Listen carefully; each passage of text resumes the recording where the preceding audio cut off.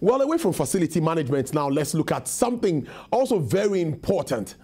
The latest data from the Nigerian Interbank Settlement System portal shows that about 54.98 trillion naira was processed through Nigeria's electronic channels in the first 2 months of 2022. That's huge. Well, this is a 45.49% increase from the corresponding period of 2021 when 37.79 trillion naira was processed through the nation's electronic channels. The data also shows that in the first 2 months of 2022, 53.83 trillion naira was transferred through the Nigerian instant payment system, while 1.15 trillion naira was processed through point-of-sale terminals. Well, it will interest you to know that since the wake of COVID-19 pandemic, agent banking has been on the rise, with the country recording 986,252 registered POS across the nation. Well, I introduced him earlier, and he's live in the studio to take a critical look at what this means. E-payment transactions in Nigeria. He's an economist and tax manager at PricewaterhouseCoopers, like I said earlier, Mr. Biodun Kayode Ali. Thank you so much for your time. It's good to have you in the studio. Yeah, thank you for having me, Tolu. Well, happy celebrations all the way. It's Easter, we are preparing for Ramadan and all of that. So I wish you all the best. Well, let's get talking as usual. E-payment seems to be looking very good now with the figures that we see, and I was looking all of those trends. I think it started from COVID, before we got out of COVID, and eventually now. But what do you think is the catalytic element in all of the what's actually catalyzing this? What is that thing that is springing this up across board?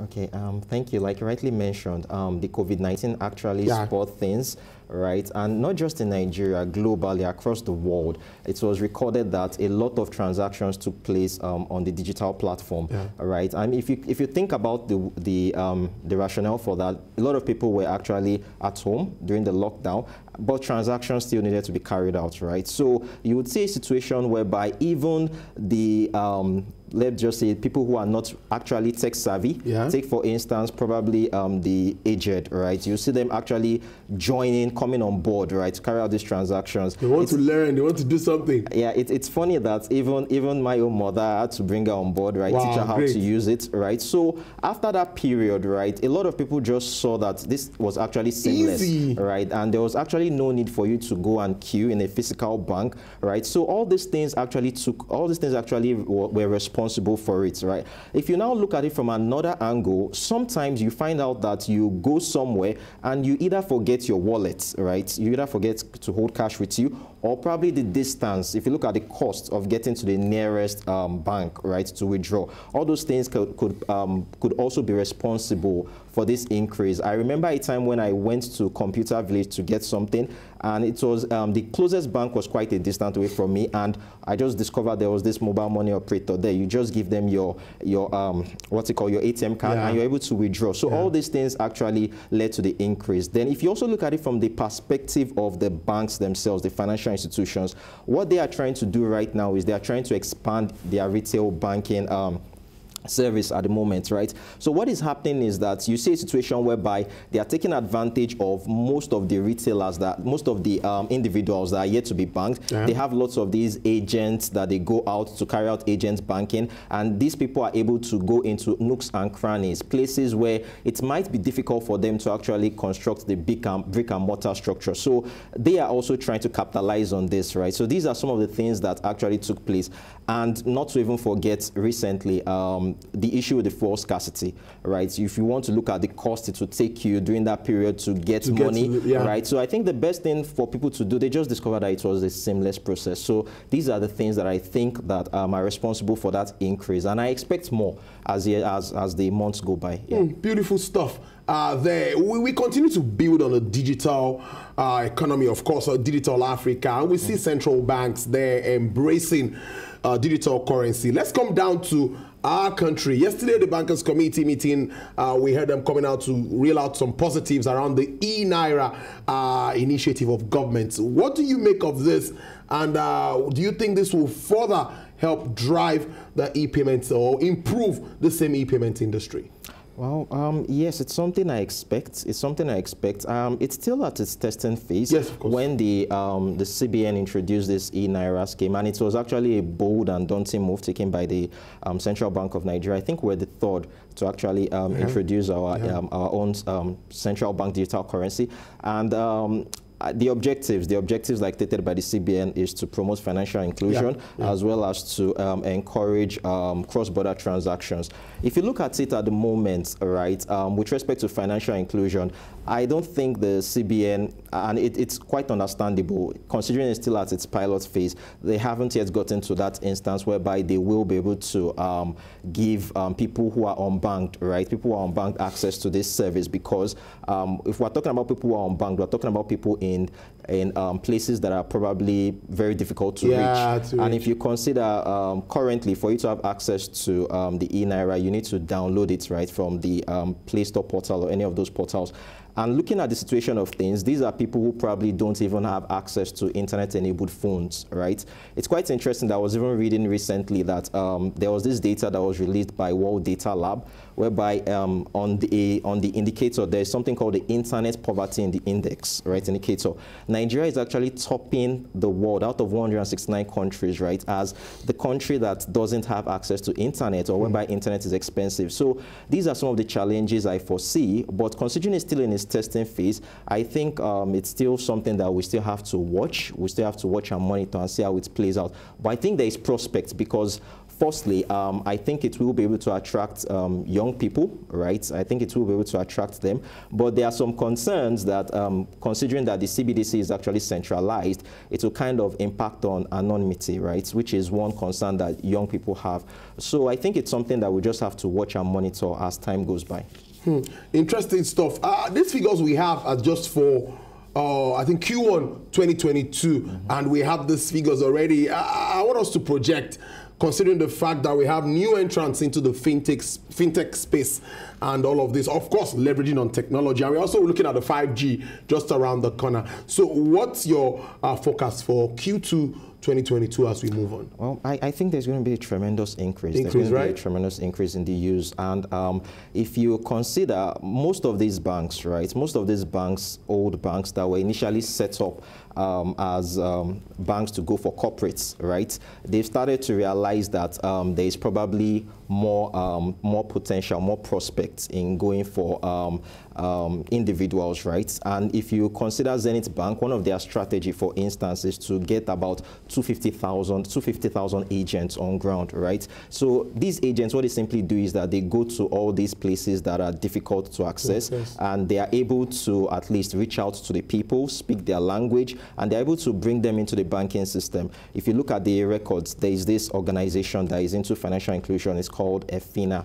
That's the Enhancing Financial Innovation and Access. It has said that when you look at the adult population that are unbanked, we have about, I think, about 36%, 36% if I'm not mistaken, that are yet to be banked, right? So if you, and that kind of translates to about 38 million adults, right? If you look at that record, it's staggering, right? And the CBN itself is trying as much as it can to promote this, and that's when it gave, recently we heard about the MTN license that was given to it to operate as a payment service provider, right? So I think MTN, if you consider most of these mobile telcos, right, they've been able to access most of these regions, right? There is hardly any place that you can't get phone or the network, right, to make phone calls. So I think this is a step in the right direction that is definitely going to promote financial inclusion. I see it. So I think those numbers are definitely going to shoot up for that, right? And if you even look at the records from the Nigerian interbank settlement system, if you look at the records they've been increasing astronomically since that COVID-19 period that we've gone through, right? So it's something I expect. So probably definitely going to shoot up, probably let's just say something about let me just say about 10, 15, 20% before the end of the year. I think it's going to increase massively. But fair enough, let's look at some challenges of infrastructure here and customer complaints response. Not all transactions are seamless. At times there are challenges and all of that. So to what extent would you say customer communication is critical to grow this time? Very, very, very critical, very important. Like they say, it just takes a little bad news to spoil a whole business, right? And I think it's quite important in terms of communication. You can't underplay the role of communication, right? And I think most of these banks, customer care services are actually doing that, right? Even telcos, they are doing that themselves. They are trying as much as they can to ensure that there is that comfort and trust in customers. I mean, if you pick up your phone and you try and call customer care, you even have the option to hear them in different languages that you want to choose, right? So as much as possible, they try to communicate, they try to enlighten and educate, and they also try to provide different options. If you are not able to access them via phone, they tell you codes you can dial.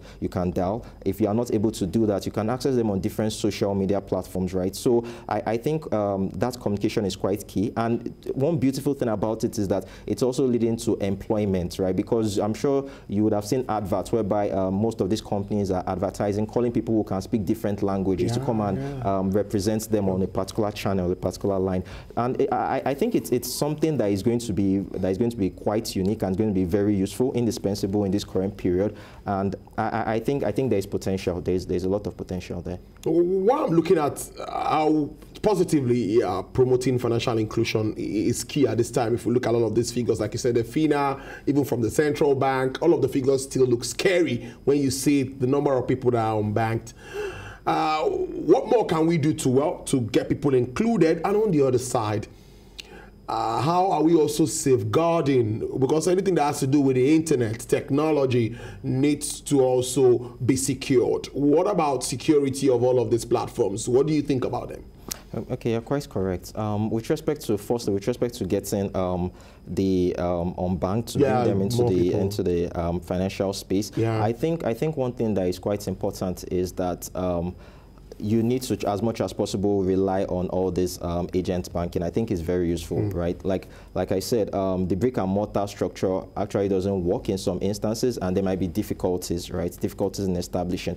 But I think you being able to continue this approach of trying to reach them via people who actually know them very well, know those areas, know their languages, I think that is quite key, right? Then I think there is also another important thing: the cost of banking. It needs to come down drastically, right? Maybe, and I think most our regulatory authorities are going that route. You can use phone numbers. You can use phone numbers to register sometimes, right? And you can enlighten them, bring them on board. I think if the cost is reduced, you can also encourage them. Then probably our National Orientation Agency, right? I think government can play a role in terms of enlightening. We need to see more of adverts and more of encouragement, right? So you're just trying to communicate to these people to bring them on board. I think that's quite important. Then with respect to security, you're quite correct. You know, it's very worrying, especially when you realize that even those who were probably not in the financial system, by the time you now bring them on board and there's probably a compromise, it's going to affect everyone, right? And apart from that, it's also going to affect the financial institutions you are banking on. Like I said, bad experience actually spreads fast, right? So I think it's quite important that a lot of these institutions actually invest as well in security, and I think there needs to be that awareness, right? And I know most of these banks actually do it. By the time you actually log in, they tell you to ensure that you look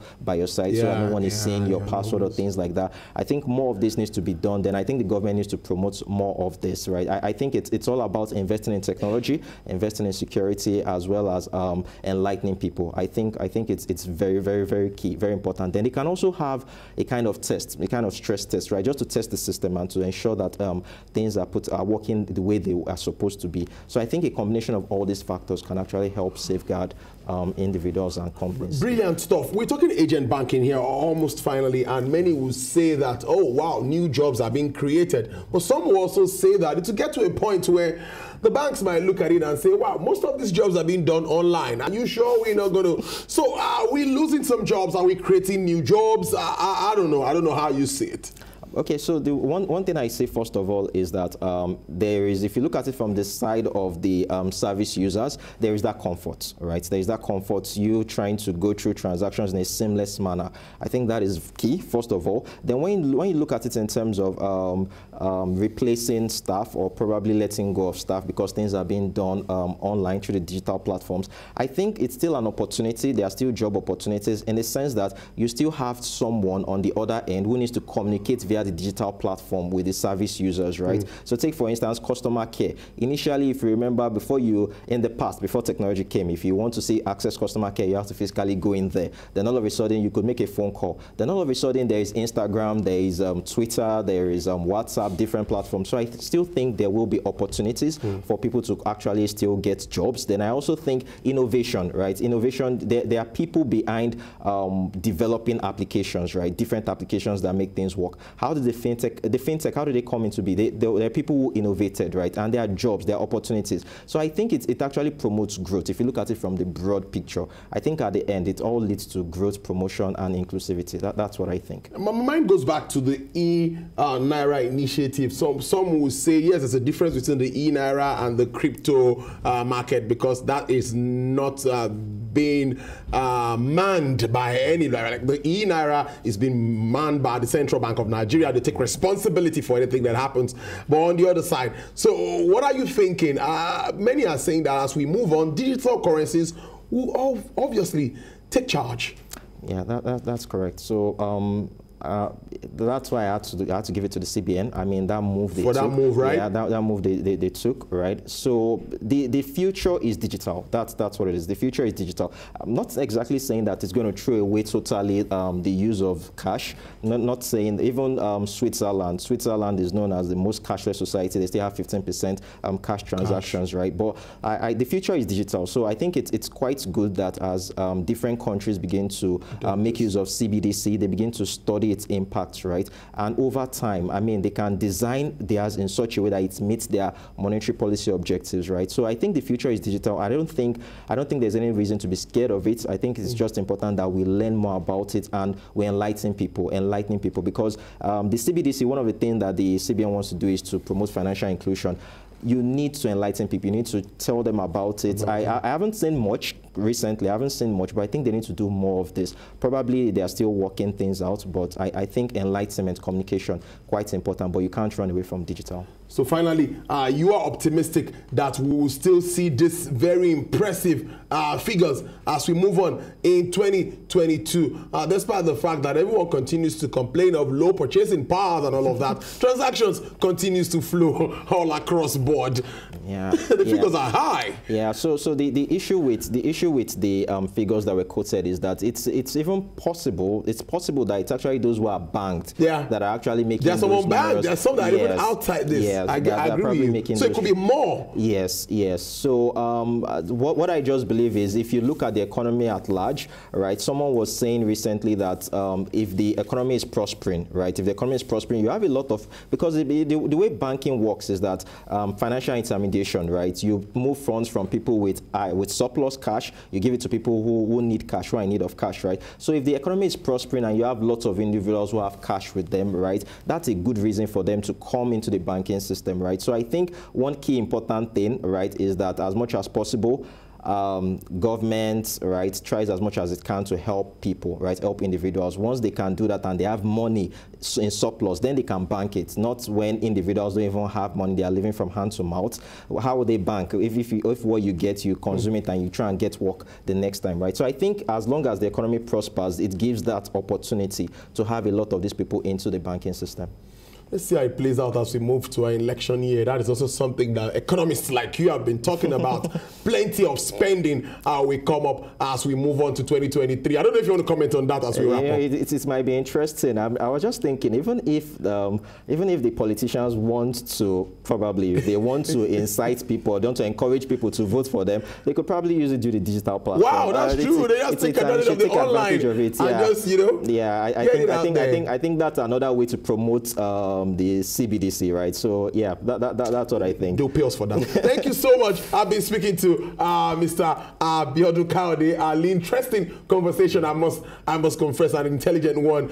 There is an economist and a tax manager at PricewaterhouseCoopers. Thank you so much, and do enjoy the rest of your day. Thank you, sir. All right then.